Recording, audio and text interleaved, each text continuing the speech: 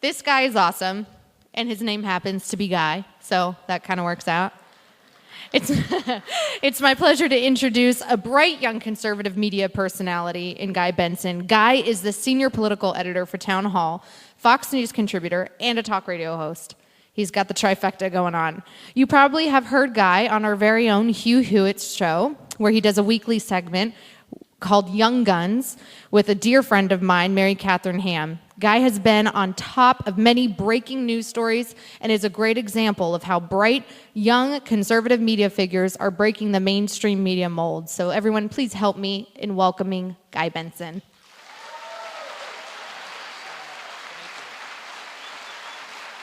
Oh, wow. How's it going? This is an amazing venue. I've never been here before, so I'm just going to sort of look around. This is sweet. Thank you guys for being here.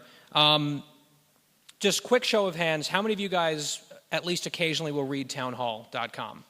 Awesome. And what about watch Fox News? Any of you?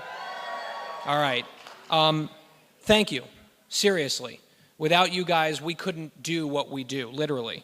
It is such a great pleasure to be with you here today, and an even greater thrill and treat to live in an era of air conditioning after the week that you guys have had out here. It's just sort of crazy. Although perhaps best of all is the opportunity to meet and later on interact with hundreds of fellow conservatives. Just last month, I was in Boulder, Colorado, for the annual Conference on World Affairs, which is effectively a gathering of liberals, for liberals, by liberals, with a tiny handful of conservative tokens, of which I had the pleasure of being one.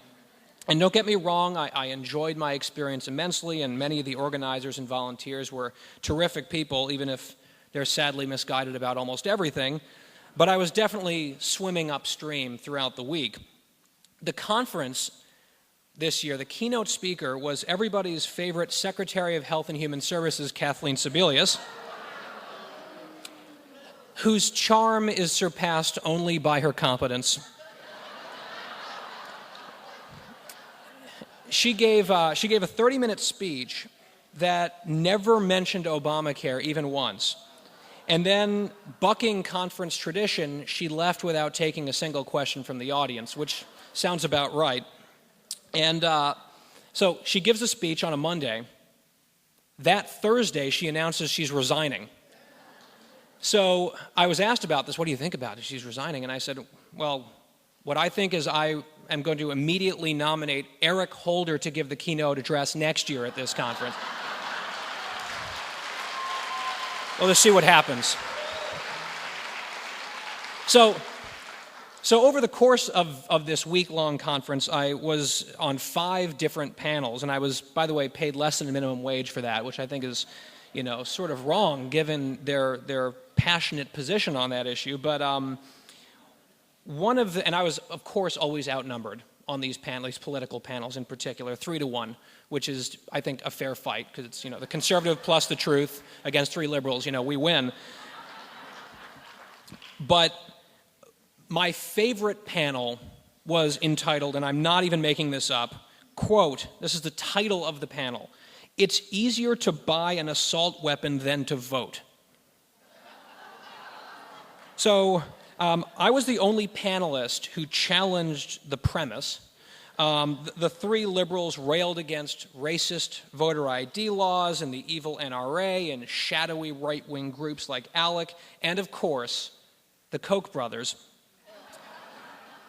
The Koch brothers. I think we've seen that our Senate Majority Leader seems to have a hopeless and unrequited big boy crush on the Koch brothers.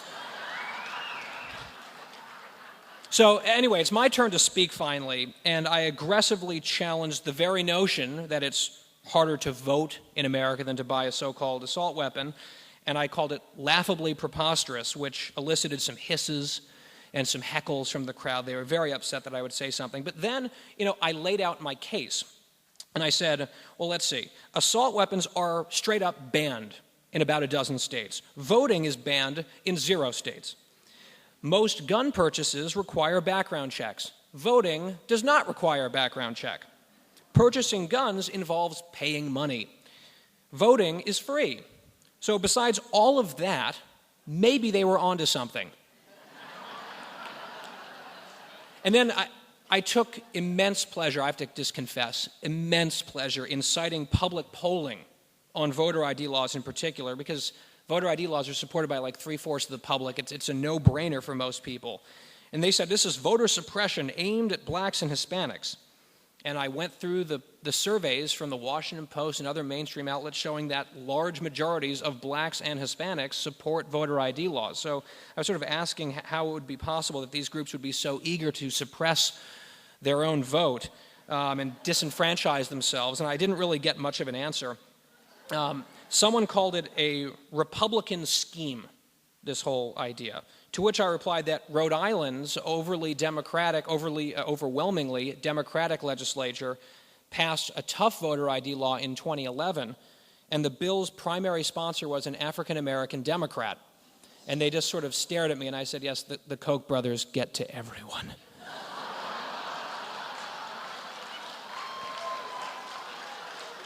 So during the Q&A, an undergrad got up and asked a question, and you could tell he was really loaded for bear. He wanted to make a point about Republicans' exploitation of fear to manipulate voters. And to drive this point home, he read a quote from Nazi Heinrich Himmler. Yes, really, he did. And then asked me what my thoughts were on reducing demonization in politics.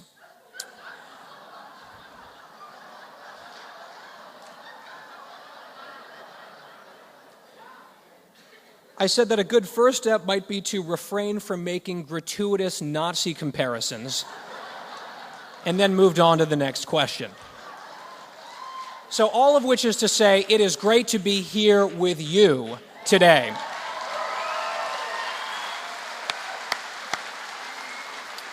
All right, so what I thought I would talk about this morning a little bit is the increasing propensity of the left, and the White House in particular, to try to stifle and end debate on topics by simply asserting that the discussion must end and is over. This really irks me. This is very bothersome to me.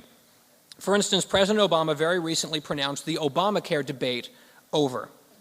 I was asked about this on Fox News a few weeks ago, and I said that I found it deeply unseemly that the leader of a free country would try to inform his subjects what we're allowed to keep talking about.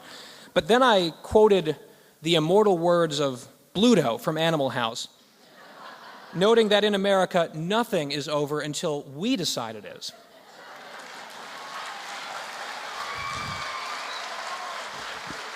And let's face it, the conversation on Obamacare is clearly not over. It is one of the top two issues driving a hotly contested election cycle coming up. Now, Democrats are triumphantly claiming, right, that Obamacare's exchanges have attracted more than 8 million new enrollments. False. To arrive at that figure, they're counting anyone who selected a plan online and then placed it in a so-called virtual shopping cart.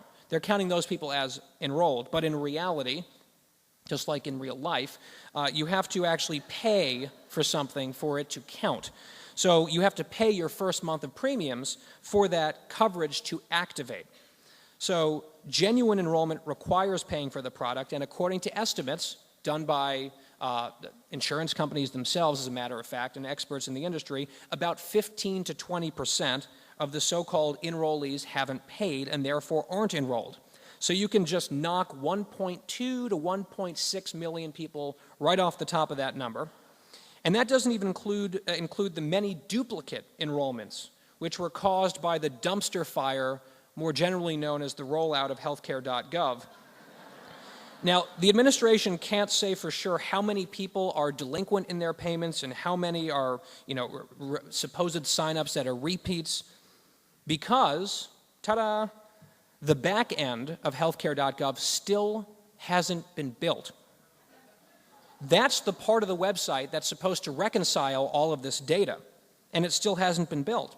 It was supposed to be ready to go October 1, 2013. Then it was supposed to be March.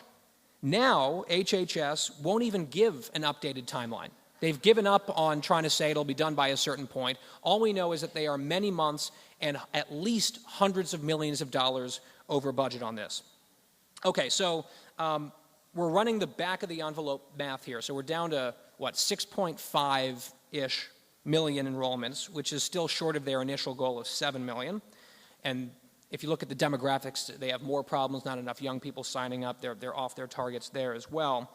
But how many, this is such a crucial question, how many of those 6.5 million people were previously uninsured before Obamacare, right? The ostensible purpose of this law was to help insure the 46 million uninsured Americans, is the number that the president used over and over again. I think he said it roughly 8,000 times.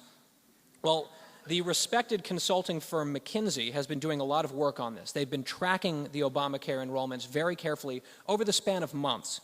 And they just put out their most recent updated data, which has determined that 74% of Obamacare exchange enrollees had insurance prior to Obamacare, which means that only about 1/4 of these 6.5 million enrollments truly represent newly insured Americans.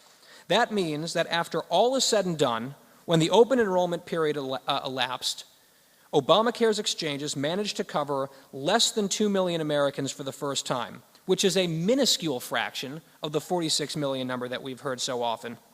And nevertheless, Democrats chalk this up as a big, glittering win. It's sort of amazing watching them say this is a success. There's millions of people have signed up. And it's like they forget that the law that they passed requires people to sign up. It's like, oh, look, people are doing this thing we are mandating them to do under penalty of law. What a great, awesome success we are. But here's the thing, though. A lot of people have actually chosen not to comply. According to McKinsey and other public polling, of the millions of uninsured Americans who browsed their options on healthcare.gov and chose not to purchase plans, the number one reason that they cited was lack of affordability. And now seems like a good time to remind you that the name of the bill was the Affordable Care Act. And so you have millions of people here who realize that they can't afford the premiums, they can't afford the out-of-pocket costs, but instead, for the first time ever, they will pay the government a special tax for the privilege of remaining uninsured. What a deal. So, look, the canyon separating the promises that we were told of Obamacare and what it would do versus its realities is staggering and vast. To review, we were promised that everyone's rates would go down. The president quoted the figure $2,500 per family, as a matter of fact. In reality, we know premiums are going up. They'll go up again in 2015. The administration's even admitting this. Many consumers will experience double-digit rate increases again. Now, defenders of the law, some of them will say, well, some of these hikes are actually going to be lower than they hypothetically might have been, and they might be less than certain critics predicted. To which I say, cool story, bro, but are the rates going down as we were promised? Oh, that's right. They're not. You don't get credit for that. I'm very sorry. Next, we were told we could keep our plans, keep our doctors, no matter what, period. Now, even left-leaning PolitiFact had no choice but to call that one the lie of the year, even though they had previously rated it half true, which is interesting. It was true, and then it was half true, and then lie of the year. That's a very dramatic shift by PolitiFact, but I guess they eventually got it right. So millions of Americans, as you recall, received cancellation notices last fall. There's another wave looming for this coming fall as well. Now, the White House had its own internal estimates back in 2010. According to their own projections, 93 million Americans would eventually lose their grandfathered status under Obamacare. 93 million.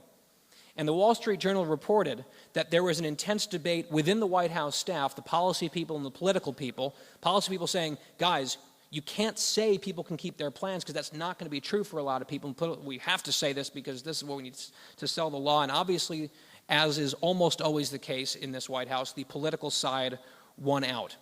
So they knew what they were saying was false.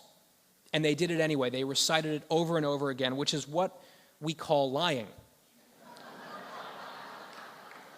More Americans are also discovering that they can furthermore not keep their doctors as well, or that in order to keep their doctors, they'd have to fork over huge sums of money because they're now out of network, just to maintain long-standing relationships with the physicians that they trust and were assured they could keep. The New York Times and the Associated Press actually had stories about that phenomenon and trend just this week. We were assured that Obamacare would reduce healthcare spending nationally, and bending the cost curve down was the wonky term that they used a lot, and that hasn't happened, obviously. Government actuaries, this is CMS, their own people say that, and this is a September study, they said over the next decade alone, the U.S. government is going to spend about $623 billion more on healthcare than it would have in the absence of Obamacare, and health spending exploded by nearly 10% in the first quarter of this year, which is the largest increase since 1980, which was half a decade before I was born. That is a big deal. That is a huge spike. And it's interesting, the Obamacare cheerleaders pivoted on a dime. They were saying, look, it's going to save all these costs, it's going to be awesome. And then, oh, wait, a 10% explosion in health costs in the first full quarter of Obamacare's implementation. Now they're saying, it's actually great news because it shows more people are using health care. And they will just change their talking points as required at the drop of a hat based on changing conditions. And finally, Democrats said Obamacare would be a jobs bill, which I'd say everything's a jobs bill, right? If they like it as a jobs bill, doesn't matter if it's true. Nancy Pelosi, who's a stickler for accuracy, as we know, she said Obamacare would create 4 million new jobs, including 400,000 right away. Instead, according to the nonpartisan Congressional Budget Office, Obamacare has impeded hiring, retarded economic growth, and will end up reducing the U.S. workforce by the equivalent of 2.5 million full-time workers. Confronted with these facts, Democrats say this is actually fabulous because workers will finally be liberated from job lock. They actually make this argument. And they say these people will be free to pursue their dream careers. But that's not what the CBO said. CBO didn't estimate that people would leave one job for another. CBO estimated that people would work less or drop out of the workforce altogether because remaining eligible for Obamacare's benefits was a better deal. So I think that we can all sort of agree. We don't agree on much in this country, but I think we can all basically agree that what this economy doesn't need is fewer people at work. So it occurred to me that perhaps it's time to liberate some members of Congress from their job lock.